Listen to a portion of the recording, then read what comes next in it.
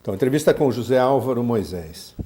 A primeira pergunta é, como é que a política entrou na sua vida? Em que momento, de que maneira? Olha, entrou quando eu estava ainda no período do ginásio, né? Em 1961. Em 61 teve uma campanha no Brasil de legalização do Partido Comunista. Né? Não, na verdade, isso começou em 59. Em 61 teve, com a renúncia do Jânio, foi um pouco mais ativo e tal. Mas a partir de 59, nessa campanha em Campinas, no colégio público que eu estudei, tinha várias pessoas que pertenciam ao partido e fizeram essa campanha. Eu apoiei a campanha.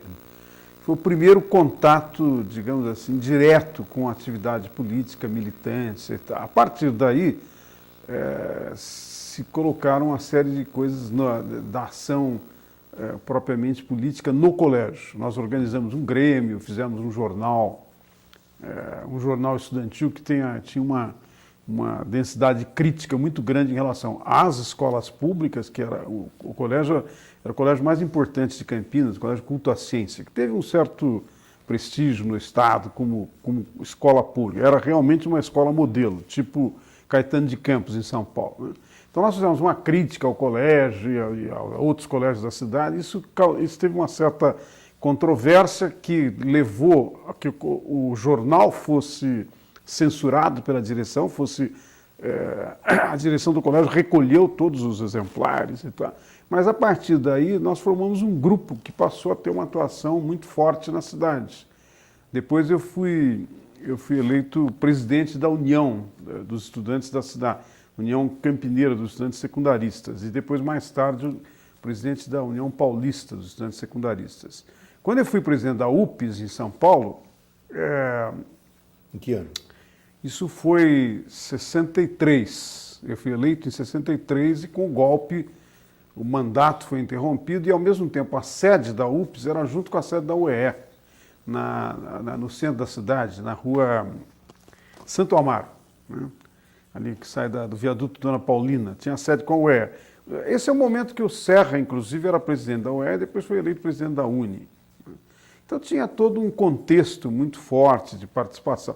Nessa passagem, digamos assim, da fase da organização desse grupo de participação em Campinas para São Paulo, eu pertencia à Juventude Estudantil Católica, na fase inicial. Mas nós fizemos uma crítica muito forte à adesão da igreja ao golpe do Estado, que me levou a me afastar da Juventude Estudantil Católica e da igreja. Realmente eu nunca mais voltei. Quer dizer, num certo sentido, foi um marco de definição até de fé ideológica. Mas nesse contexto surgiu a Ação Popular. Eu participei da fundação da Ação Popular, da organização, e foi nesse contexto que a gente que prosseguiu a militância em São Paulo e tal. Depois eu entrei na universidade, aí já era outra fase, né? E aí você teve participação no movimento estudantil? Você ainda estava na universidade em 67? Estava. Eu entrei em 66. Em 66, como eu era coordenador da AP na Faculdade de Filosofia, do núcleo da Faculdade de Filosofia. E nós estávamos participando da organização do Congresso da UNE, que seria em Belo Horizonte. Mas eu fui preso em 66, no ponto de encontro que tinha ali na Galeria Metrópole, no centro de São Paulo. O ponto de encontro era uma coisa organizada pelo João Carlos Meirelles, que depois foi vereador da Arena, e aí brigou com a Arena e foi para o MDB, né? E foi cassado, inclusive, em 69. Mas o Meirelles, que também vinha da Ação Católica, tinha tido uma posição semelhante, né, de crítica e tal, ele organizou ali uma coisa que era uma livraria e um lugar também de encontro de artistas, tinha shows, etc. Digamos que uma parte da esquerda se reunia ali, à noite, né? Aliás, isso é uma coisa interessante, um parênteses disso, que talvez seja interessante para o tipo de coisa que você está fazendo.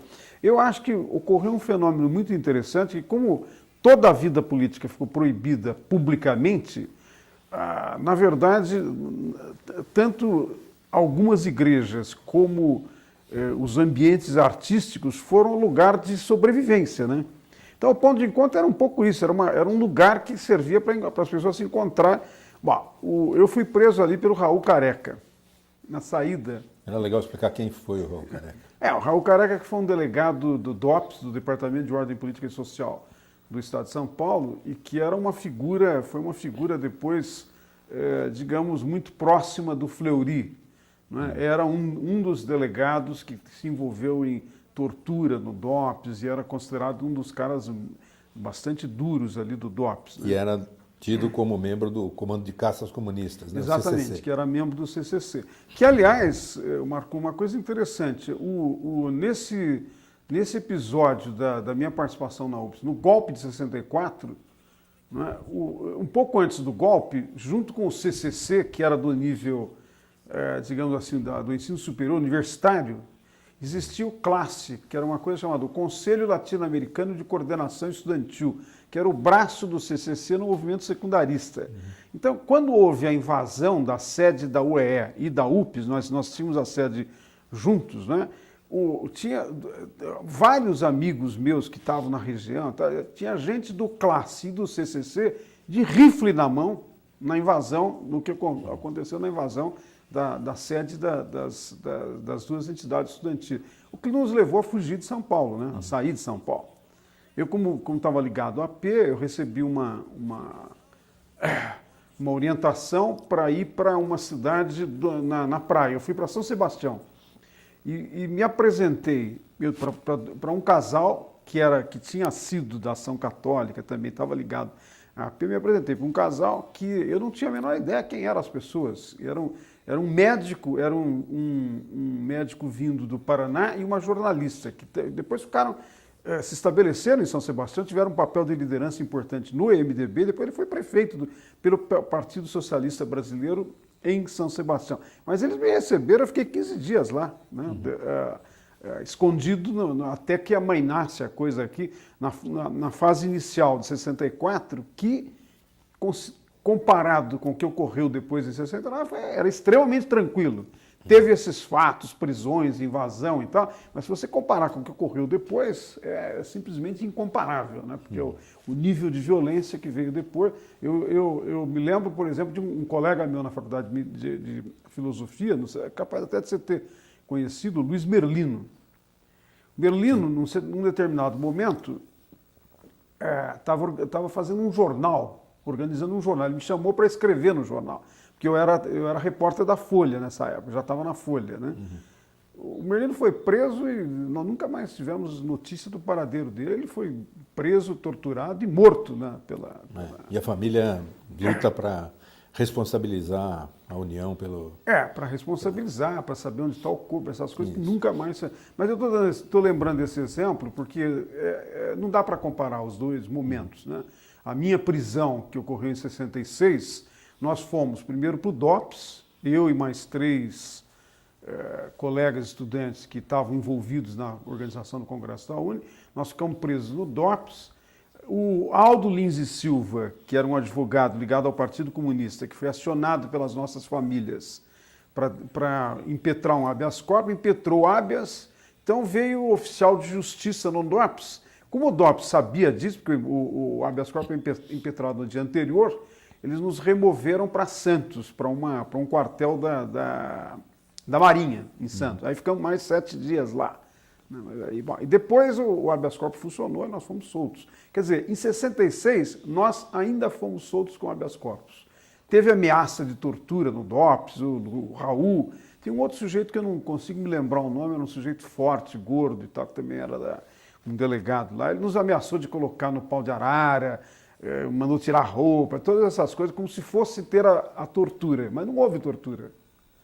Então, são dois momentos completamente diferentes desse ponto de vista. Eu, às vezes, para os meus alunos, quando estou discutindo liberdade democrática, a importância que tem as chamadas formalidades, eu dou esse exemplo do habeas corpus, né? São duas situações completamente diferentes, sendo que, num caso, nós saímos da prisão ainda na ditadura, quer dizer, já tinha o golpe de Estado. No outro caso, o Merlino desapareceu e não tem a menor chance da família ter notícia do que houve, né? Como é que o movimento estudantil dá o passo na direção das organizações armadas e clandestinas? Quer dizer, Enfim, o que você considera que foi o essencial dessa salto? Olha, aqui é uma coisa,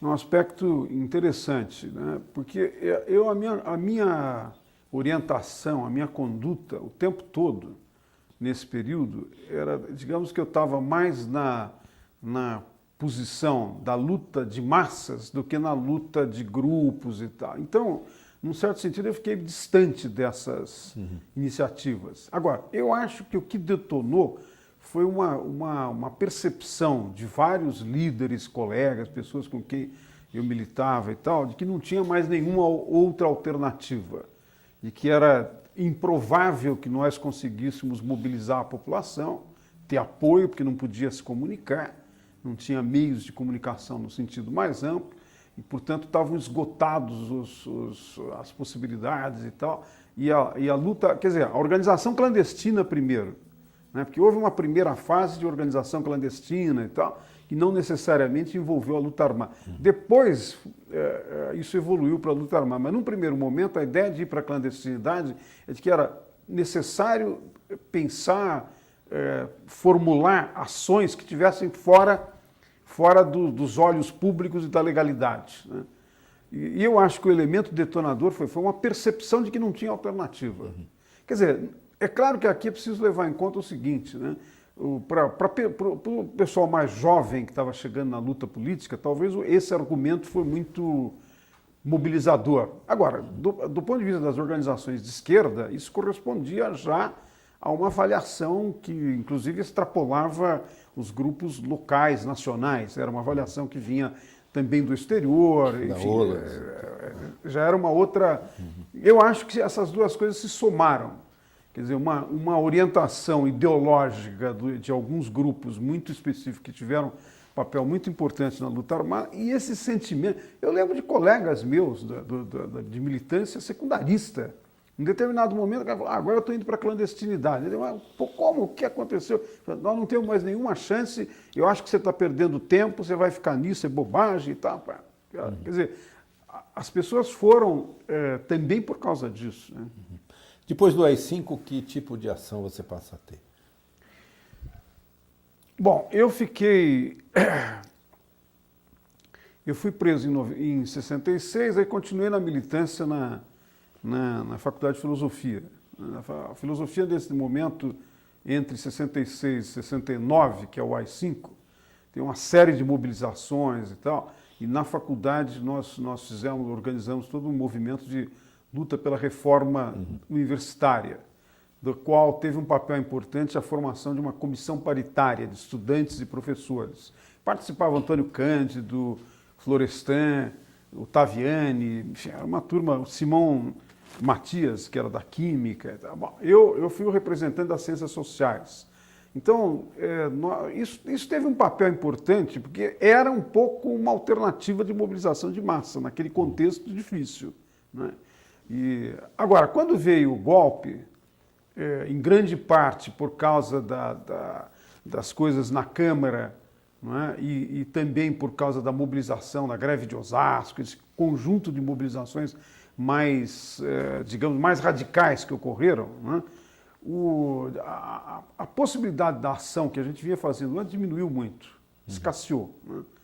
Eu estava na Folha, eu fiquei um tempo fora do Brasil, de 71 a 73, né? Mas até esse período de 71, aí já não era propriamente uma luta clandestina, mas muitos de nós estávamos apoiando quem estava na luta clandestina, ou dando abrigo, de alguma maneira ajudando a escapar de perseguição policial. Quer dizer, as alternativas diminuíram bastante. Eu entendia que nessa fase tinha duas alternativas. De um lado era escrever e de outro lado era fazer esse tipo de apoio, né? Que eu acho que ocorreu em vários casos. E aí, quando você volta para o Brasil, já pega MDB, eleição de 74? Quando eu voltei em 73, já tinha mudado o clima, né? Inclusive porque já estava, num certo sentido, se preparando a chegada do Geisel ao poder, a ideia de que ia ter aquela abertura formulada pelo Golbery Couto Silva, né? Chamada abertura, uma certa distensão lenta, gradual, etc.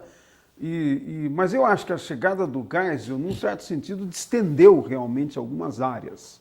O Geisel, com a coisa dele ter intervido no Segundo Exército em São Paulo, por causa das mortes do Manuel Fiel Filho e do Vlado Herzog, eu acho que isso teve um efeito, quase que uma sinalização de que podia se retomar a mobilização pública de massa, com todas as proibições que existiam. Quer dizer, é claro que essas coisas têm dois lados, né? Não é que a ação do Geisel suscitou a mobilização. A mobilização estava pronta para acontecer, as pessoas estavam se organizando, tinha inúmeras organizações que, embora não aparecessem publicamente, estavam fazendo todo um esforço de mobilização. Agora, a sinalização de que ia haver uma distensão facilitou essa possibilidade, né? Uhum. E você chegou a trabalhar no SEBRAP nessa época? Trabalhei. Quando eu voltei, eu fiquei... eu trabalhei no SEBRAP antes, né? Acho que era bom, desculpe, explicar o que é o SEBRAP. O SEBRAP é o Centro Brasileiro de Análise e Planejamento, que foi uma articulação acadêmica feita pelo Fernando Henrique Cardoso e mais um conjunto de professores que foram cassados da universidade pelo golpe, pelo ato institucional número 5, pela fase do radicalização dentro do golpe que ocorreu, né? Um dos efeitos dessa radicalização foi atingir os professores que tinham militância, que tinham um papel público democrático forte. Caçaram o Florestan Fernandes, o Fernando, o Taviani, enfim, uma série de Paulo Singer, né? Vários foram afastados. Esse grupo se constituiu numa espécie de organização acadêmica alternativa, com apoio da Fundação Ford.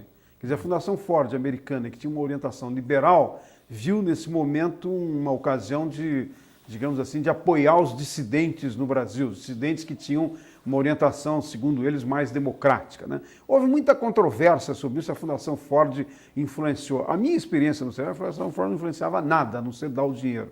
A Fundação Ford deu o dinheiro de apoio aos projetos, quem decidia sobre os projetos era o grupo realmente de acadêmicos do SEBRAP. O VEFOR, Francisco VEFOR, estava fazendo nessa época uma pesquisa sobre sindicatos, uma relação entre sindicato e política, fortemente centrada no sindicalismo do período 45 a 64, no qual existia uma série de organizações sindicais paralelas à estrutura sindical oficial, né? E as estruturas do sindicalismo paralelo tinham mais força do que a estrutura corporativista, em grande parte animadas pelo Partido Comunista, né? Então, houve um estudo sobre isso, sobre o significado, sobre digamos, a orientação política dessa corrente sindical da época e, ao mesmo tempo, um foco no sindicalismo que emergiu depois de 64. Em particular, as organizações que deram origem à greve de Osasco, de 68. Em Osasco e Contagem, em Minas, né? Minas também teve uma mobilização semelhante. O ministro do Trabalho, na época, era o Jarbas Passarinho. O Jarbas Passarinho interviu nos sindicatos e ele disse que não. Nas entrevistas dele, depoimentos, ele disse que não. Mas, na verdade, a intervenção teve uma sinalização muito forte para a repressão, e a repressão invadiu, prendeu e, bom. Então, o estudo que o VEFOR estava fazendo era um certo esforço de fazer uma comparação dessas duas coisas. Eu me associei com eles e eu fiquei nesse período de 70 até ir para a Inglaterra em 71 no SEBRAP.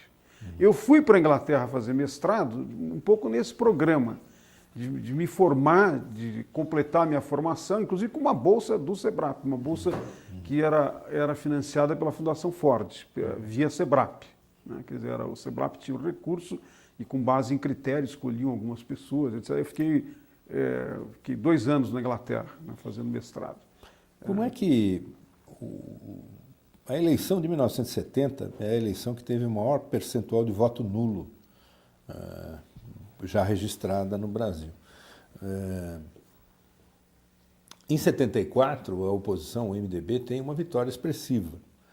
O que mudou nesse período e em que medida, enfim, a oposição descobriu que o MDB poderia ser um instrumento aí político. A minha impressão, Marcon, é a seguinte: eu acho que isso se deveu a esse grupo do MDB de São Paulo, né? Basicamente, figuras como Montoro. O Montoro foi o coordenador da campanha de 74, né, da campanha do MDB para as candidaturas ao Senado. E o Montoro fez aquela célebre programa de televisão, como já tinha o horário eleitoral gratuito na televisão, ele fez aquela célebre apresentação em que o MDB dizia: vote no MDB, você sabe por quê. Como não podia explicitar as razões contra a ditadura, mas isso pegou, né? Isso teve um efeito muito forte na população, inclusive tem pesquisa mostrando isso, teve um efeito bastante forte, né? No sentido que as pessoas entenderam que aquele era um momento de dar um sinal contra a ditadura. A eleição de 74 foi um plebiscito contra o regime, né? Agora, você está fazendo uma observação interessante. Alguns poucos anos antes, você tinha não apenas tido uma vitória esmagadora da Arena nas eleições federais e depois em 72 também nas eleições municipais, como tinha tido uma tendência de não participação, de voto nulo, ou mesmo de não participação muito alta, tinha crescido muito o voto nulo, né? Quer dizer, num certo sentido, a vitória de 74 estava sendo preparada por esse clima de não vai votar, não vota nulo, que permeou, eu acho que basicamente os segmentos de classe média mais escolarizada, mais intelectualizada, principalmente nos grandes centros. O voto nulo ficou concentrado ali, num certo sentido. Agora, aí tem as duas coisas. Por um lado, a distensão já começava a ter os seus efeitos em 73, 74. Quer dizer, num certo sentido, o governo Geisel não proibiu, não censurou essa propaganda do MDB na televisão, por mais inócua que ela fosse. Não sei se você se lembra, outra coisa que o Montoro colocou, que era muito engraçado, era aquela história de que o governo dizia que todo mundo estava comendo, os mais pobres estavam comendo um frango por dia, não sei o quê. Tinha tudo. O Montoro fazia uma apresentação para dizer que, na verdade, as pessoas estavam comendo apenas metade do frango, por causa da inflação, né? Então teve uma série de recursos de comunicação muito simples que tinham um conteúdo de oposição, de dissidência implícito e que funcionou. Eu acho que teve um efeito ali extremamente importante. Haja visto o fato de que foram eleitos Itamar Franco, Paulo Brossard, o Marcos Freire em Pernambuco, enfim, figuras que depois tiveram um papel extremamente importante na reorganização do MDB, mesmo quando ele se transforma em PMDB, e, num certo sentido, em marcar uma linha de lideranças que estava orientada pela democracia. Quer dizer, eu acho que esse é um ponto importante. A essa altura, digamos assim, a adesão à democracia como uma alternativa mais completa ao autoritarismo, não apenas de resistência, mas como realmente uma alternativa política, estava crescendo, intelectualmente e politicamente, né? Eu acho que a grande diferença desse grupo que se elege a partir de 74, inclusive deu origem depois aos autênticos, né? Alguns ficaram no MDB mais tradicional, mas, num certo sentido, esse grupo foi o que havia de mais arrojado na fase inicial, a partir de 74. E é quando também o processo de extensão se acelera. É nesse contexto que o Portela, que era ministro do Geisel, né, em tese estava sendo preparado para ser candidato civil do próprio regime militar à sucessão do Geisel. O Portela vem a São Paulo conversar com Lula, que já era presidente dos sindicatos metalúrgicos de São Bernardo, conversar com Dom Paulo. Quer dizer, por menos que isso significasse, do ponto de vista simbólico, para quem estava, digamos, para quem da classe média até então tinha tido muito medo de militar, de entrar, de participar, sinalizou uma abertura. Eu acho que tem um efeito cultural. Eu tenho trabalhado bastante sobre o tema da cultura política. Eu acho que houve uma mudança nesse processo da cultura política, no sentido de uma adesão mais forte à ideia de democracia. Claro que, num certo sentido, né, a contrapartida disso tinha sido a experiência do terror, né, o terror do Estado.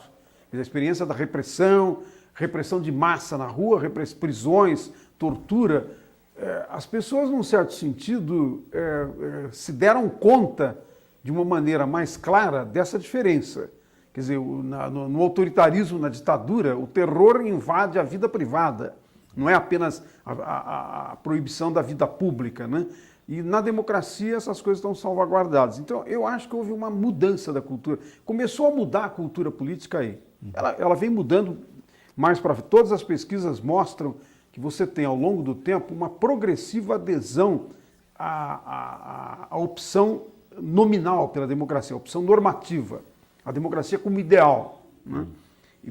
Todas as minhas pesquisas mostram isso. De 89 para cá, você pula de adesão. Quando você faz a pergunta democracia, ditadura, ou não me interessa pronunciar sobre isso, que é uma pergunta muito usada no Brasil e fora do Brasil, em 89 isso chegava a 44% de adesão à democracia. Em 2006 já está em 72%, com a mesma pergunta. Quer dizer, tem uma mudança longitudinal no tempo, que é um sinal, é uma sinalização de mudança da cultura política. Agora, eu acho que começou lá atrás. Começou nessa visão crítica do que era o terror do Estado e, por outro lado, da militância dos grupos de dissidência, da resistência democrática, que sinalizaram que mesmo na ditadura você tinha alternativas para se opor ao regime. E sinalizaram chamando a atenção para a importância da democracia. Teve muita discussão, muito debate, muito seminário, muitos livros foram publicados nesse período, fazendo a contraposição e chamando a atenção para a democracia. Eu acho que isso teve um efeito.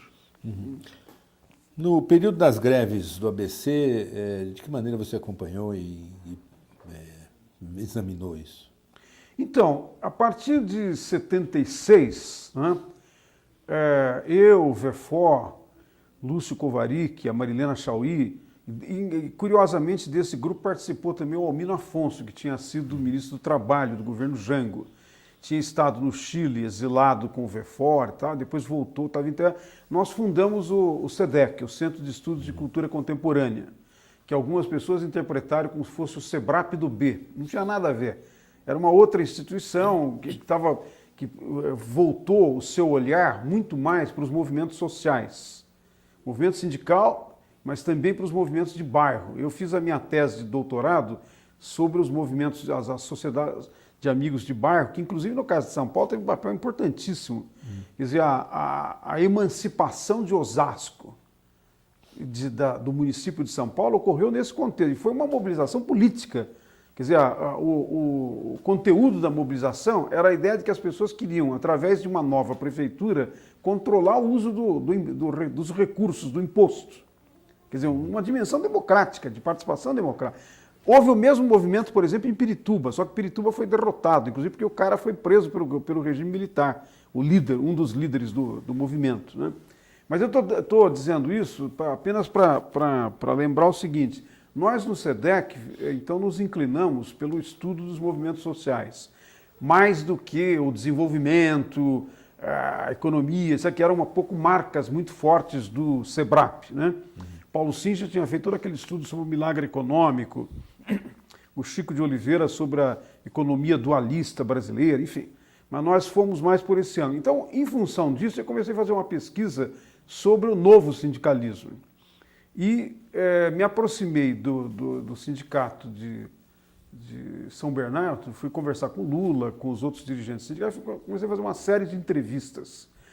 E a partir dessa aproximação que estava ligada à pesquisa e alguns dos livros que eu publiquei depois, um deles muito fortemente baseado na experiência do novo sindicalismo, né, no qual o ponto central do livro é a ideia de que o novo sindicalismo representou uma ampliação, uma expansão da cidadania no Brasil, porque incorporava os trabalhadores.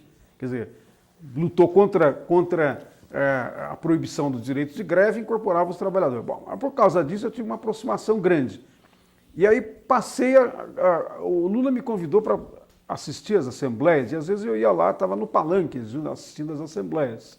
Quer dizer, eu estava numa posição, se você quiser, mista.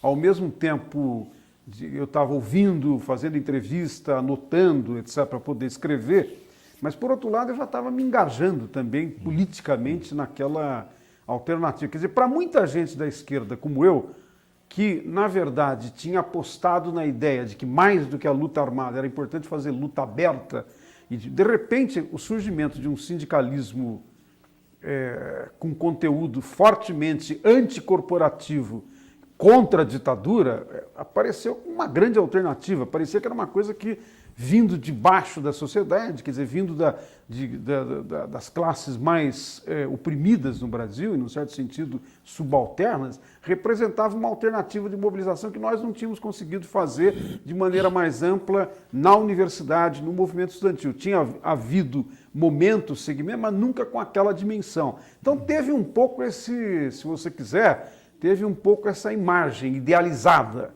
do que aquilo poderia representar como potencial. Eu acho que cresceu e teve realmente algum desses efeitos importantes. Quer dizer, acho que é impossível falar da democratização no Brasil sem levar em conta o papel do novo sindicalismo. O que não quer dizer que depois, mais para frente, não tenha feito um stop, uma paralisia nas suas próprias perspectivas. Por exemplo, eu acho absolutamente estranho, não é, que o novo sindicalismo que deu origem ao PT e ao governo Lula depois tenha parado quando se tratou de fazer a mudança da estrutura do movimento sindical. Quer dizer, no Brasil você continua tendo sindicato único, né? Você continua tendo imposto sindical, você continua tendo uma enorme interferência do Estado e as centrais sindicais, uma boa parte delas hoje, estão cooptadas dentro do Estado. Quer dizer, é meio estranho que um movimento que nasceu contra o Estado e contra a estrutura corporativista que tinha sido construída pelo Getúlio, né? E um movimento dessa natureza, depois na sua evolução, acabou invertendo. Mas enfim, mas isso é uma outra dinâmica. Eu acho que o ponto importante é que na origem do movimento, ele representou, por um lado, mobilização de massa e, por outro lado, uma bandeira de ampliação da cidadania. Não era pouca coisa. Se você considerar toda a tradição autoritária brasileira, né, patrimonialista, tutelar, e, ao mesmo tempo, um certo afastamento da população, do povão, do tema da democracia, do valor da democracia. Tinha um certo... Não era tão familiar como é agora, tá certo? Num certo sentido, a democracia parecia uma coisa distante, legislativo, partidos, essas coisas todas. Tinha um conteúdo... eu acho que a mobilização teve o efeito de aproximar. E, num certo sentido, ajudou, né, a chamar a atenção. Então, teve um papel importante. O desenvolvimento posterior já é uma outra discussão. E você participou já da fundação do PT? Participei ativamente da fundação. Nessa fase, o Lula, a partir dessas mobilizações, houve um momento em que eu e o Chico de Oliveira fomos a São Bernardo para conversar com o Lula já digamos assim, já no registro do esforço de organização do partido. Tinham surgido alguns indícios, algumas informações, entrevistas do Lula, um ou outro congresso de trabalhadores metalúrgicos que ele tinha levantado essa hipótese. Então nós fomos, num certo sentido, explorar essa hipótese. Qual era a perspectiva, até onde ia, isso nós poderíamos ajudar. Em consequência disso, na fase inicial de formação, houve uma série de reuniões chamadas, em primeiro lugar, pelo Lula, mas depois nós mesmos é que chamávamos, que reunia um grupo de sindicalistas e um grupo de intelectuais. Né? Ali era o Lula, o Jacob Ittar de Campinas, o Lívio Dutra do Rio Grande do Sul. Tem um cara que foi líder dos metalúrgicos em Minas, que agora vai me escapar o nome, me escapa o nome dele. O outro cara que era de Santo André, escapa o nome agora, mas enfim, um grupo. Bom, era esse grupo de sindicalistas e pelo lado dos intelectuais era o Verfor, eu, Chico de Oliveira, o Paulo Singer e o Vinícius Caldeira Branco, do SEBRAP. Quer dizer, dois do SEBRAP, o Chico era do SEBRAP nessa época, nós dois éramos, eu e o Verfor do SEDEC. Tínhamos, quer dizer, eu acho que ali um pouco o critério, as pessoas que, num certo sentido, tinham escrito a respeito do movimento, se aproximado demonstrado solidariedade e também pelas posições políticas, né? Nós participamos de toda a discussão de elaboração do manifesto do partido. Ajudamos a escrever. Teve várias, eu acho que eu tenho até hoje várias versões que foram escritas e a gente mudava, alterava e tal. O manifesto e depois o programa, que foram apresentados no encontro do PT que ocorreu num colégio católico aqui em Higienópolis, no Sion, né? Ali naquele colégio, o Lula apresentou o manifesto. Depois teve algumas mudanças no programa, em algumas coisas ele foi ampliado, porque daí já tinha, a partir da fundação, não apenas o grupo sindical originário, né? Mas aí os intelectuais que apoiaram, aí entraram os grupos ligados à igreja, os grupos de várias correntes de esquerda que também interpretaram que a fundação do PT era uma oportunidade nova de organização política, né? Alguns que vinham, inclusive, da luta armada. Né? Num certo sentido, é o caso do Zé Dirceu. Né? O Zé Dirceu e o grupo que ele representava. Eu já estava no PT, mas ele, num determinado momento, quando ele voltou para São Paulo, ele veio conversar comigo. Eu morava na Vila Madalena. Ele disse, olha, como é que estão sendo essas relações, nós podemos entrar, participar. E eles entraram de uma maneira muito forte, né? Tiveram uma atuação bastante... Eram pessoas qualificadas, tinham preparo como militantes e tal, tiveram um papel importante. Mas eu acho que, eu estou exemplificando porque foram vários grupos que nesse momento entraram, quer dizer, inclusive os grupos de origem trotskista. É meio estranho isso, num certo sentido, né? Porque você tinha tanto grupos de tradição que vinha do Partido Comunista como dos trotskistas, quer dizer, da dissidência comunista e dos trotskistas, né? O que significa que, num certo sentido, o PT sinalizou para essas diferentes posições de esquerda que estava se abrindo uma oportunidade que cada um interpretava ao seu modo, mas uma oportunidade do ponto de vista político importante, né? E muitas dessas organizações não deixaram a sua identidade desaparecer durante um longo período. Quer dizer, elas estavam dentro do PT, mas eram alianças ali momentâneas, né? Vários desses grupos tinham... isso foi objeto de muita disputa interna e muita controvérsia, não é? Mas vários desses grupos mantinham como se fosse o seu coletivo, as suas reuniões e as suas decisões, e depois vinham para os encontros do PT. Quer dizer, eles traziam as propostas e se submetiam como se fosse uma assembleia estudantil. Se submetiam aos encontros do PT. Quer dizer, na verdade é como se fosse uma dualidade de orientações, porque alguns grupos tinham clareza de que não tinha o suficiente consenso dentro do PT, né? Eu acho que nisso o Zé Dirceu e o grupo dele jogou um papel importante. Na primeira fase, a chamada articulação, da qual fazia parte, obviamente, o Lula, o Zé Dirceu, vários de nós fizemos parte, Rui Falcão, eu próprio fiz parte disso durante anos, porque eu fui da direção nacional e da direção estadual por um período longo, né? Da executiva estadual de São Paulo. Então, o Gusquem, o Eloy Pietá, que foi prefeito agora de Guarulhos, quer dizer, recentemente, né? Todo esse grupo era parte da articulação. Agora, esse grupo, na verdade, já não tinha mais ligação com nenhum grupo de esquerda, era uma alternativa mesmo dentro do PT.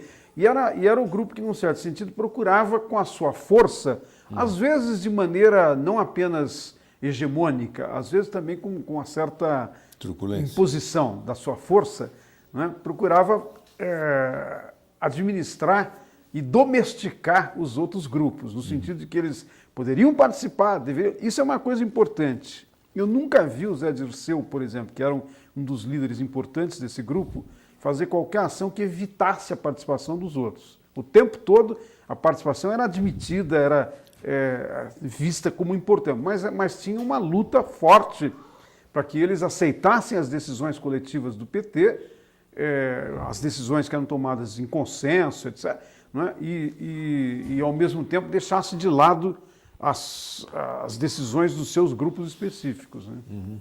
Como é que entra nesse cenário aí? Eu não sei se tem ainda porque tem uma porção de coisas que aconteceram desse período da criação do PT até a campanha das diretas, mas em que medida, como é que o PT se posiciona em relação às diretas? Olha, então, esse foi um debate importante que ocorreu dentro do PT, e eu estava na executiva estadual, e eu acho que na controvérsia que houve, Tinha gente que ficou contra, mas prevaleceu a ideia de que a campanha das dietas era o grande momento para mobilizar amplamente a população contra o regime e, ao mesmo tempo, para digamos assim, para uma instituição que se considerava importante da democratização, que era poder exercer o voto direto, escolher o presidente. Tá? Houve essa controvérsia, mas eu me lembro das reuniões que acabou prevalecendo a ideia de que nós deveríamos tomar algumas iniciativas. E, de fato, o PT foi o primeiro partido a propor um comício que ocorreu na Praça Charles Miller. Isso. O que nós fizemos naquele momento foi o seguinte, a executiva do PT tomou a decisão, eu participei ativamente dessa discussão e dessa decisão, e nós formamos uma representação do PT que foi ao Palácio do Bandeirantes conversar com o Montoro. Porque nessa época o Montoro já estava sinalizando a posição dele a favor, é claro. Já vinha vindo de uma série de manifestações. Mas nós fomos conversar no sentido de pedir adesão para o comício do PT. E o Montoro sinalizou, foi muito receptivo. Se eu me lembro bem, fui eu, o Rui Falcão, o Zé Dirceu não foi nessa reunião. Era eu, o Rui Falcão, eu acho que foi o José Américo também, se não me engano, que também era da executiva nessa fase. Eu não lembro se o Gush quem foi, agora não me lembro bem. Mas nós conversamos com o Montoro e estava lá o Paulo Sérgio Pinheiro, que também já tinha começado a assessorar o Montoro. E, se não me engano, o José Gregório. Então, do lado do governo estadual, foram essas pessoas que acolheram a proposta do PT de fazer o comício, etc. Mas no fim nós fizemos o comício sozinhos. Não houve tanto engajamento quanto nós esperávamos. Né? E quem foi do PMDB foi vaiado. Hein? E quem foi do PMDB foi vaiado. Não, o Fernando Henrique não foi vaiado. Por causa do Teotônio Vilela. Porque anunciou a morte. Pois é, ele disse isso recentemente, mas você sabe que eu era, por um lado, bastante ligado ao Fernando Henrique pelo SEBRAP, tinha muita admiração. Né? E eu estava muito ligado ao PT. Nós convidamos o Fernando Henrique e ele foi chegando e nós o levamos para o palanque. Eu não me lembro de nenhuma vaia. Agora, será que isso foi só por causa do Teotônio Vilela? Não creio. O Fernando Henrique já tinha uma imagem, nessa época, dentro desse quadro, de um político de esquerda, que tinha uma tradição como acadêmico. Eu acho que ele foi preservado mais nesta condição. Tá certo? E, ao mesmo tempo, as pessoas sabiam que, em relação a algumas das figuras do MDB, tinha que sinalizar solidariedade, apoio, se é que nós quiséssemos fazer o movimento crescer. Eu acho que o comício foi importante. Agora, não foi um comício de grande mobilização. Né? Ele teve uma expressão e tal, mas não diria que foi um marco extremamente... Ele foi um marco como início, como um processo a partir do qual depois se colocaram outras alternativas. E nos outros comícios nós também estávamos presentes na organização, mas daí já com o apoio do governo do Estado e com um engajamento extremamente corajoso e importante do Montoro. Quer dizer, eu acho que aí o Montoro nesse momento, ele concretizou uma coisa que alguns analistas políticos tinham começado a falar a respeito do Brasil por causa das eleições de 82, né? Quando uma boa parte daqueles líderes que tinham ganho eleições para o Senado em 74 se apresentaram como candidatos aos governos de Estado, que já estavam fazendo eleições diretas, já tinha eleição direta para o governo do Estado. Eu me lembro de uma análise de um cara, de um cientista político espanhol, que ficou muito tempo radicado nos Estados Unidos, o Juan Lins, e o Lins dizia, olha, o Brasil é uma ditadura diferente, porque não fechou completamente o Congresso, porque manteve mesmo um bipartidarismo criado pelo regime, manteve um sistema partidário funcionando. Com isso, tinha que chamar os eleitores, tinha que formar quadros, etc. E ele diz, e agora, com o negócio dos governos do Estado, se criou uma dualidade, se criou uma estrutura dual. O poder no Brasil é dual. Você tem um poder federal e você tem uma série de governos do Estado. Eu acho que quando o Montoro toma a iniciativa, joga ao governo do Estado todo o prestígio e mobilização da Polícia Militar e das instituições para realizar o primeiro grande comício que ocorreu em São Paulo, não é? Essa estrutura, digamos, diárquica, dual, do sistema brasileiro apareceu com toda a evidência. Quer dizer, o governo federal não conseguiu reprimir ou impedir, né? Embora, se quisesse, poderia ter mandado o exército, por exemplo, sitiar, mas não podia mais fazer isso por causa dos efeitos políticos. Eu acho que essa é uma percepção interessante, porque isso dá uma diferença do regime autoritário da ditadura brasileira com a ditadura argentina, chilena, peruana, uruguaia, muito grande. Em nenhum desses países você teve nenhum processo desse tipo, né, em que você tiver, ao mesmo tempo, durante a ditadura, uma possibilidade de mobilização, como ocorreu aqui. Na fase final, na fase da distensão, bom, tudo bem, a distensão pode ser explicada pela divisão interna dos militares, né? Eu até, com os meus alunos, eu costumo dar uma imagem que eles acham graça. Eu digo, olha, quando os militares entraram na política e adotaram a política como uma forma de ação para dar sequência ao que eles consideram que eram objetivos nacionais deles, quando eles fizeram, a política entra no exército, né? Entra nas Forças Armadas. E a política entrando nas Forças Armadas, ela divide as Forças Armadas. Não tem jeito. A política divide. Sempre vai alguém aparecer e dizer, por que não eu? Como aquele famoso general que foi protelado disse, né? Agora me escapa o nome dele, mas um cara que até escreveu um livro com esse título, dizer, por que não eu? Quer dizer, o regime escolhia generais para serem presidentes e deixava de lado alguns outros. Isso introduziu uma divisão. Eu acho que essas divisões foram, em grande parte, responsáveis pela política da distensão. Num determinado momento, as Forças Armadas perceberam que estava começando a afetar a hierarquia e a disciplina, que são dois fundamentos extremamente importantes de funcionamento da estrutura das Forças Armadas. Por causa disso, tem o recuo, né? E aí você tem uma dinâmica que implica na abertura. Agora, o lado interessante disso, do ponto de vista de análise, de processo político, de compreensão da história, é que essas coisas o tempo todo ficaram se interagindo e se interinfluenciando. Quer dizer, se não tivesse tido líderes do PMDB com cabeça suficientemente democrática, mas ao mesmo tempo com apoio popular, como ocorreu nas eleições de 74 e de 82, para poder mobilizar e forçar o regime a também ceder espaço, eu acho que não teria ocorrido a mudança. E nessa questão da campanha, depois do comício da Sé, o grau de divergência interno era aceitável?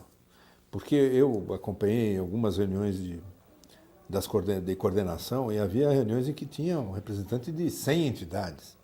Quer dizer, porque todo mundo se arvorava em ter direito de participar daquilo. Quer dizer, e juntar toda aquela quantidade de tendências, de ideias e de lideranças no palanque não era uma coisa muito simples, né? Você diz no interior do movimento das diretas. Não, tinha divergência, tinha disputa, isso não tem a menor dúvida. Tinha bastante disputa, né? Às vezes tinha, no sentido de que certos segmentos ou associações queriam aparecer com mais visibilidade do que as lideranças políticas. Mas eu acho que aí prevaleceu a liderança do pessoal do PMDB, viu? Quer dizer, e aí Montoro, Ulisses, Tancredo, Pedro Simon teve um papel importante nesse período, né? Uma coisa que não é muito conhecida, mas teve um papel importante num determinado momento, nós organizamos, eu era presidente da Associação dos Sociólogos do Estado de São Paulo, e nós organizamos, a partir da Associação dos Sociólogos, junto com o Zé Gregóri, que era da Comissão de Justiça e Paz, e mais algumas instituições, OAB, chamamos ABI, etc. Nós organizamos um negócio que se chamava o Plenário Democrático, que reuniu uma infinidade de associações, sindicatos, organizações. Eram reuniões que tinham sempre 80, 90 representantes. Esse pessoal entrou direto na campanha das diretas depois, né? E o plenário de que ano é? Olha, o plenário foi um pouquinho antes das diretas, foi aí por 83, 84. Né? Eu mesmo preciso recuperar isso, porque tem muita coisa que saiu na Folha, muita entrevista e tal. Era uma coisa grande. É curioso, porque o plenário, eu era presidente da ASESP, então eu não podia operar como um representante do PT. Mas eu era da direção do PT também. Então eu estava o tempo todo dizendo, o PT tem que mandar um representante. E o o Lula ficava em dúvida, ele falava, pô, mas o que é esse plenário que vocês estão fazendo e tal.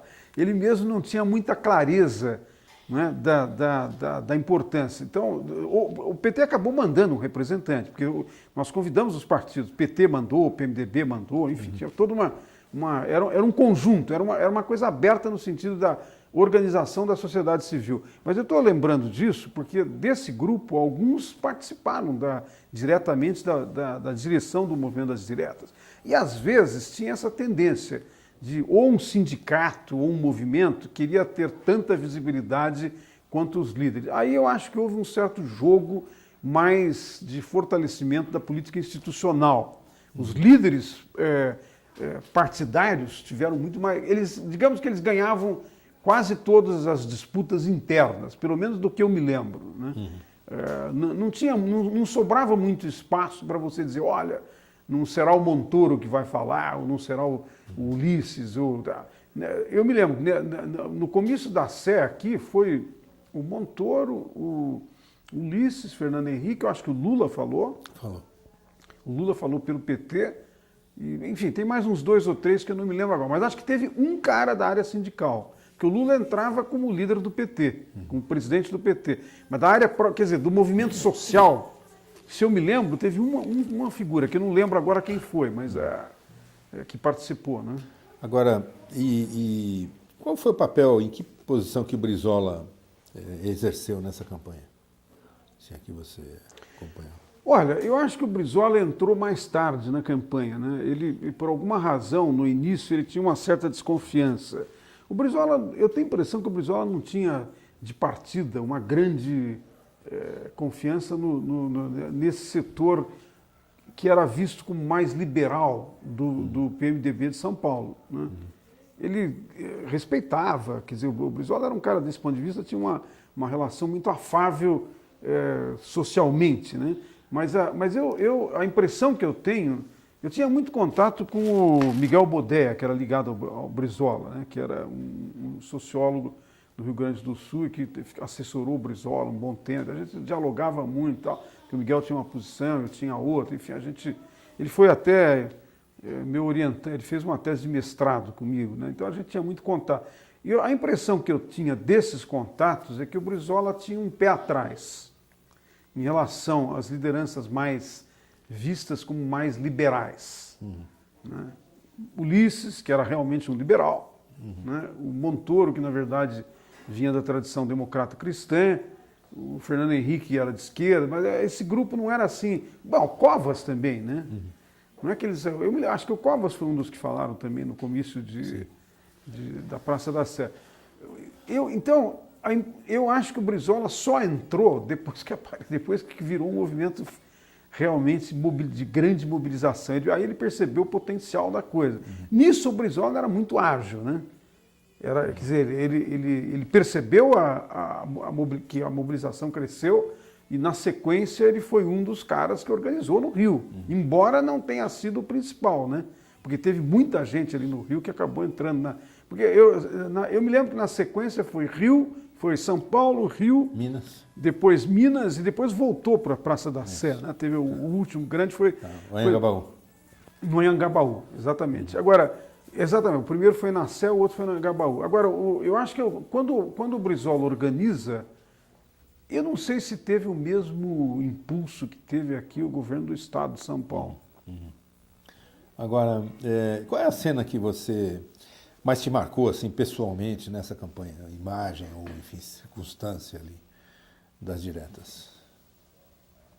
Olha, eu acompanhei bastante aquele grande quadro que foi colocado na Praça da Sé para acompanhar o placar da votação. E ali era interessante observar, as pessoas se emocionaram, né? E provavelmente, como eu estava muito envolvido, inclusive eu escrevi na Folha um artigo no dia da campanha das diretas, né? Quero votar para presidente. Como eu estava muito envolvido, é possível que eu também tenha me emocionado por isso. Mas eu acho que as pessoas que estavam lá, tinha muita gente. Tinha muita gente ligada ao movimento e tinha muita gente popular que passava por ali, tinha interesse, queria saber o que estava acontecendo. Me marcou muito esse aspecto de uma emoção popular por uma reivindicação política que não tinha que ver diretamente com o salário, com a condição de vida, com a casa ou com o transporte. Era um outro negócio, né? E essa entrada das pessoas, eu acho que foi uma imagem significativa, importante. Qual foi o papel do Tancredo nesse processo? Bom, eu não tenho tanta informação sobre o caso do Tancredo, é mais uma questão de análise, né? Porque não era uma informação. Eu tive informações do Tancredo depois, quando ele já era candidato. Quando já era governador e candidato, fizemos uma entrevista com o Tancredo, para a Lua Nova. Né? Mas daí já era uma avaliação dele sobre o rumo da transição e tal. Mas antes disso, a informação que eu tinha é que o Tancredo apoiou o tempo todo. Né? Agora, ele se falou muito na época, e depois se revelou também depois, ele era o cara que estava fazendo a negociação mais moderada, né? A negociação de moderação do movimento. Quer dizer, eu acho que o Tancredo tinha, por um lado, uma percepção de que sem a mobilização o regime não ia ceder, mas ao mesmo tempo ele também tinha ressalvas ou cautelas de que o movimento não extrapolasse limites, porque isso, num certo sentido, levaria a um recrudescimento do regime militar e, ao mesmo tempo, ele era o cara que estava se apresentando como uma alternativa. Eu não sei se você se lembra disso, mas o Tancredo, nesse período, depois da campanha das diretas, depois da derrota da votação da proposta do projeto do Dante Oliveira no Congresso, ele deu uma grande entrevista para o Jornal do Brasil, se não me engano, acho que foi para o Jornal do Brasil, que nessa época ainda tinha uma expressão importante, em que ele dizia: o Brasil precisa de uma alternativa. Né? Nós precisamos encontrar um homem que lidere a alternativa. E ele vai falando e ele vai descrevendo quem poderia ser. Bom, evidentemente, toda a descrição coincide com ele, porque ele diz: olha, tem que ser um cara que dialoga com os militares, mas que não ceda, tem que ser um sujeito assim, sabe? E ao mesmo tempo, aí o cara falou: mas isso não seria um retrato? Eu falei: não, longe de mim, eu não posso. Né? Quer dizer, o Tancredo vinha, num certo sentido, sinalizando que ele queria assumir esse papel de ser a alternativa de transição. Então, eu acho que isso, num certo sentido, modelou a posição dele em relação ao movimento. Mas a informação que eu tinha, pelo menos que eu me lembro de ter tido aqui em São Paulo, muito circulava no PT, naquelas coisas na direção, ainda estava na direção do PT, né, era de que o Tancredo tinha apoiado. Ele era um apoiador forte. Né, quer dizer, ele não colocou obstáculos à campanha. Poderiam... Quer dizer, o Brizola, eu acho que ele entrou porque ele percebeu o potencial de mobilização e ele não podia estar fora disso. Não sei se o Brizola acreditou totalmente na coisa, isso eu não sei dizer, não tenho suficiente informação. Mas eu tenho uma certa dúvida sobre isso. Né? No caso do Tancredo, não. Eu acho que o Tancredo percebeu claramente que aquilo era um recurso político fortíssimo para forçar recuos do outro lado. No diálogo dele com os militares, com os chefes militares, eu acho que isso contou. Né? Derrotada a emenda Dante de Oliveira, o movimento, enfim, as massas, chamadas massas que participavam, aderiram automaticamente à campanha do Tancredo. O PT tentou, e alguns setores do PMDB tentaram um outro caminho, o PT, inclusive, não participou do colégio eleitoral. Isso. Como é que você avalia isso hoje? Não, eu acho que foi um erro total. Inclusive, na época, eu fiquei contra essa posição dentro do PT. Acho que aquilo foi um erro.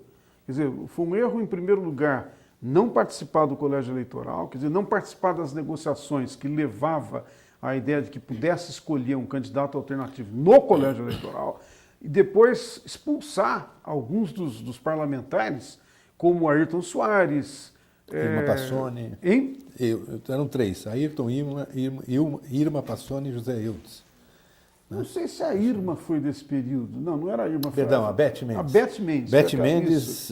O Eudes e tinha um outro cara do Rio também. E o Ayrton agora. Soares. Tinha um outro cara do Rio, que agora me escapa o nome. Mas, enfim, certamente o Ayrton, a Beth Mendes e o Eudes foram expulsos por essa razão. Né? E, bom, eu fiquei contra, eu votei contra na direção do PT, eu votei contra essa decisão. Porque eu acho que isso foi um equívoco. Eu acho que, quer dizer, na minha cabeça, tá certo? Isso provavelmente tem que ver com várias outras posições que eu já tinha tido dentro do partido. Eu vi a campanha das diretas não apenas como uma uma possibilidade de mobilização de massa, mas como uma adesão ao valor da democracia, que era um tema, para mim, muito importante já.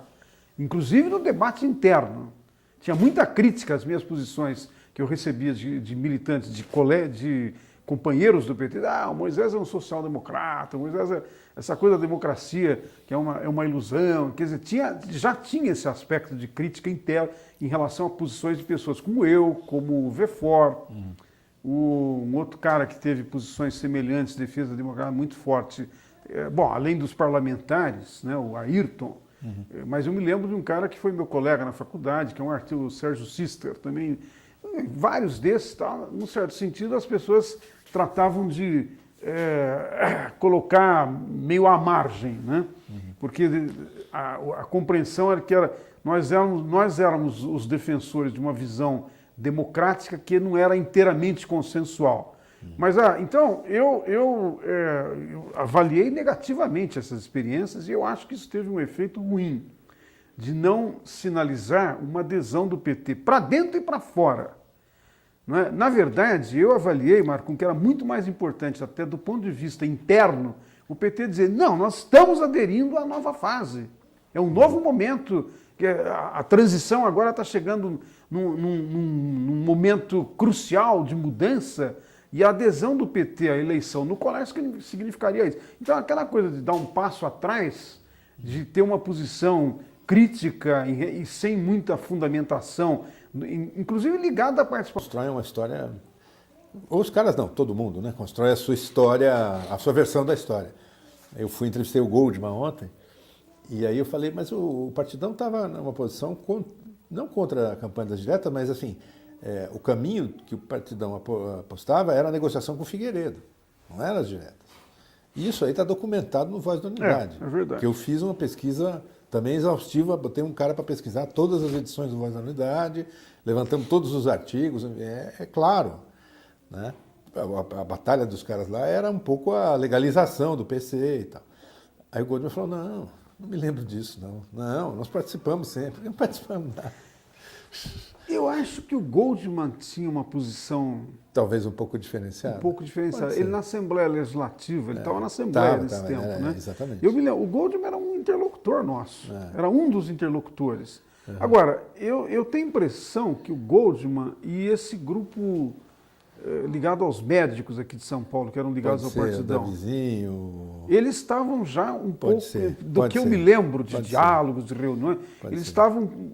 Quer dizer, eu acho que talvez o Goldman tivesse, nessa entrevista, expressando a posição dele. Agora, você tem razão. Eu me lembro que toda a proposta oficial do Partidão era direto com o Figueiredo, direto com o regime, né? Eles não acreditavam. Não passava muito no Tancredo. Eu acho que aí tinha um preconceito contra os liberais.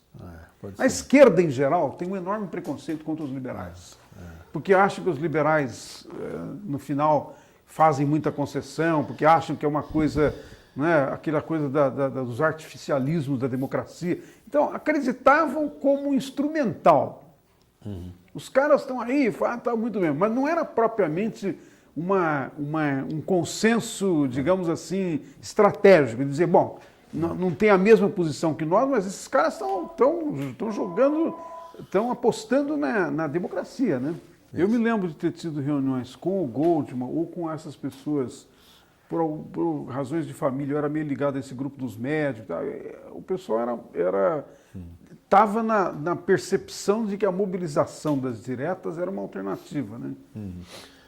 Por que você acha que as diretas foi uma bandeira que demorou tanto tempo para engrenar na esquerda? Porque durante um longo período o que se falava era da Constituinte. Por que você acha que durante um tempo a Constituinte foi mais assim popular entre as lideranças do que as diretas? Eu não sei se foi, viu, Marco? Eu não sei. Eu acho que você tinha, na verdade, 3 grandes bandeiras, né? A grande bandeira que unificava de uma maneira mais forte a esquerda no movimento de resistência era a anistia. E, num certo sentido, o pessoal... Eu acho que as pessoas ficaram ambiguamente posicionadas, porque o negócio do Figueiredo, a anistia que saiu com o governo Figueiredo, não é que as pessoas desprezassem, que não quisessem, mas ao mesmo tempo, como foram eles que fizeram, os militares, condicionado, limitado, etc. Então, criou uma certa ambiguidade. Mas, num certo sentido, aquilo catalisou, né? Depois daquilo, você não teve mais a mesma mobilização com aquele grau de consistência em torno da anistia. Aí ficou constituinte ou diretas. Eu acho que o pessoal via nas diretas uma possibilidade de uma reformulação completa do sistema institucional e político do país. Quer dizer, era uma espécie de o momento da revolução institucional. Então se jogava muito esforço nisso. Agora, na verdade, a das diretas antecedeu a mobilização da Constituinte, no tempo e eu acho que também na importância. Porque num determinado momento, eu me lembro que o ponto forte da campanha das diretas, isso circulou muito, mesmo em debate popular, aparecia sempre essa ideia. O coração do regime militar é a escolha de presidente feita pelos militares, pelo comando militar, na época se chamava Comando Supremo das Forças Armadas, né, que reunia e escolhia. Quer dizer, se nós atingimos esse ponto, nós atingimos o regime. Um pouco era esse o argumento. E eu acho que esse argumento teve um efeito de mobilizar todas as tendências, quer dizer, quase todas as tendências que estavam na resistência democrática. Quer dizer, era como se você afetasse um ponto importante que permitiria derrubar, num certo sentido, as estruturas, o edifício do autoritarismo, e isso facilitaria, inclusive, a Constituinte. Eu acho que teve esse efeito. Porque se você olhar a mobilização que houve depois para a Constituinte, tem vários movimentos, propostas, apresentação de projetos. Eu acho que não teria ocorrido se não tivesse tido a mobilização das diretas no Brasil. Finalmente. Quer dizer, eu estou fazendo uma interpretação própria de que eu acho que foi mais importante. A minha percepção, eu não sei, eu posso estar enganado nisso, mas a minha percepção é que o movimento das diretas mobilizou mais, estou dizendo em termos de massa, né? Sim. Tem uma última pergunta que eu tenho feito para todo mundo também, que é a seguinte. Mas você, só um pouquinho antes, você tem tido interpretações que as pessoas acham que a Constituinte mobilizou mais? Não, é um palpite meu, assim, não é que a Constituinte mobilizou, eu concordo, a mobilização indiscutivelmente das diretas foi maior, mas eu digo, se você olha, por exemplo, os documentos do PMDB, do próprio Partidão, enfim, das organizações, até mesmo do PT, falava mais em Constituinte do que em diretas. Quer dizer, e as diretas, várias emendas foram colocadas e nenhuma delas emplacou, a não ser a do Dante. Você sabe uma coisa interessante, Marco? Vou aproveitar aqui e fazer um pequeno parênteses sobre uma coisa interessante. Eu tenho a impressão que o momento alto da ideia de democracia de massas no Brasil foi a campanha das diretas. Sim. E eu acho que depois, nem os democratas, se você quiser, no sentido geral, nem a esquerda aproveitou inteiramente isso para dar continuidade. Porque o movimento das diretas gerou aquela participação enorme na Constituinte, e depois aquilo um pouco que a chamada mobilização da sociedade civil, depois que nós derrotamos o regime, caiu, né? Sim. É como se você tivesse, acabou a ditadura, não precisa mais ter mobilização naquele grau que tinha antes. E claro que isso sempre depende de muitos fatores, depende da política, da conjuntura, educação, renda, um monte de coisa, economia, depende de muita coisa. Mas eu acho que as lideranças não perceberam que ali ocorreu um momento de catarse importante que tinha que ter tido uma continuidade. Você tem que ter proposta de mobilização. Não vai ser igual, nunca vai chegar naquele... Né? Mas a mobilização de massa para participar da democracia poderia ter tido ali um ponto de uma fonte de inspiração importante. Talvez a única exceção tenha sido o impeachment do Collor, mas que não era a favor de nada, né? E que, num certo sentido, reproduz a ideia de mobilizar para você conquistar. Eu acho que faz sentido, né? Se você fosse escrever um verbete de uma enciclopédia ou de algum livro desses de referência sobre a campanha das diretas, o que você definiria? Qual seria a sua definição sintética? Não, eu diria que a campanha das diretas foi a primeira grande tentativa envolvendo uma grande mobilização social e política no Brasil que afetou o regime, que buscava afetar o centro do regime. A campanha das diretas tinha por objetivo, digamos, dar um tiro num ponto central, importante do regime, e a partir daí abrir a possibilidade de outras alternativas de organização política, institucional. Eu acho que esse imaginário teve, com tintas mais ou menos claras, presente em várias cabeças que lideraram o movimento, que organizaram e lideraram o movimento. No caso do PT, eu acho que tinha isso e tinha, para alguns também, que não era a minha posição, mas a ideia de que a mobilização poderia ser o início de uma mobilização mais radical. Mas você veja que sempre o elemento de mobilização era muito forte, né? Mesmo numa posição como essa, eu acho que é isso que ocorreu. Beleza, maravilha. Mas é um bom desafio esse, fazer um verbete sobre as diretas. Não é? O Marco Aurélio Nogueira organizou um dicionário de política, né? Junto não é com a Emplasa, com outra. É, com a Fundap. Com a Fundap. É. Não sei se ele organizou um dicionário. Eu escrevi o verbete sobre democracia representativa. O que ele está organizando esse? Vai ser publicado. Eu vou fazer um sobre, sobre transparência governamental. Para o mesmo? Para o mesmo. Então, eu acho que vai sair agora. Mas você está falando uma coisa que teria feito todo sentido, né? Fazer um verbete sobre as diretas. Eu não pensei nisso. Eu acho que é interessante. Teria sido... Beleza. Valeu, Álvaro. Agora, depois eu... Sabe uma coisa que não sei se vocês devem estar com o tempo limitado, mas não é o caso. Mas valia a pena colocar é o negócio dos jornais, né? Que, aliás, nós participamos, nós dois participamos. Sim. O papel da opinião... Vamos nessa. O papel da opinião naquele momento, não sei se você se lembra, a opinião num determinado momento, criou uma catalisação de intelectuais escrevendo toda semana. Isso. Quer dizer, em grande parte, por causa da alternativa aberta pelo Fernando Gasparian. O Fernando criou isso deliberadamente. Mas, ao mesmo tempo, eu me lembro, nós formamos um grupo no SEBRAP, que era exatamente Fernando Henrique, Vefor, Paulo Singer, Chico de Oliveira e eu. Nós nos reunimos uma vez por semana para discutir sobre o que nós vimos. Cada um escrevia sobre o que queria. Não tinha uma espécie de conselho editorial. Mas não tinha nenhuma imposição. Não era no sentido... Não, nós éramos colaboradores. Sim, né? mas funcionava quase como um... Agora, era uma troca de uma espécie de análise de conjuntura para dizer, olha, vamos escrever porque está na hora de... E se você olhar aquelas edições durante uns 2, 3, 4 anos do Opinião, é muito forte a defesa da democracia como valor. É verdade. Eu acho que isso teve uma contribuição. Porque depois o movimento faz uma tentativa de fazer a mesma coisa, mas com uma linha mais à esquerda, mas no fundo ficou mais ou menos dentro do mesmo modelo. Eu não acho que o movimento tenha criado nenhuma alternativa a mais do que o que a Opinião já tinha feito. Do ponto de vista de debate intelectual, debate ideológico, de contribuição propriamente com um elenco de valores democráticos. Mas no caso da Opinião, acho que foi muito forte, hein? É verdade. Eu mesmo andei revendo as coleções, estava ali, que a gente só se dá conta depois que passou, né? Mas tinha muita tese interessante ali sobre a cidade, sobre a organização popular, sobre o regime.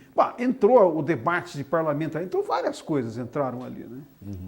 Eu acho que é um registro acho sim. interessante da resistência. Claro. Não, o problema é que o negócio fica tão grande. Não, eu imagino o bolso não acaba nunca.